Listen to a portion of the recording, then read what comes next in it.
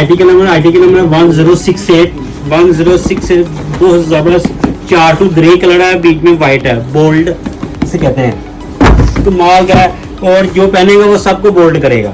ये देखिए वसीम अकरम +2 बन जाएगा। ये देखिए कमाल की चीज़ है, 4 ग्रे में है। इसका स्टाइल देखिए, और प्योर इजिप्शियन कॉटन है। इसकी शर्ट बनाए हैं और कुर्ता भी बन सकता है।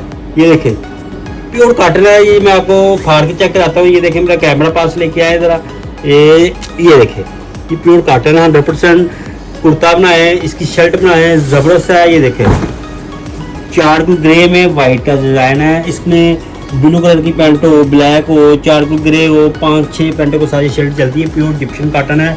आपको 20% लेस मिलेगा। ड्रेस कोड पे आए, नहीं आ सकते तो आप घर तक पहुँचेगा। तो आपको इसकी डिलीवरी जाएगी कहीं भी पाकिस्तान में, पाकिस्तान से बाहर कहीं भी आपको इंशाअल्लाह चीज़ मिलेगी। ये देखिए कमाल की चीज़ है। ये देखिए कितना ज़बरदस्त लाइनिंग है, कमाल की 4 ग्रे ड्रेस को शादमान ये ना भूलिएगा। ओके अल्लाह।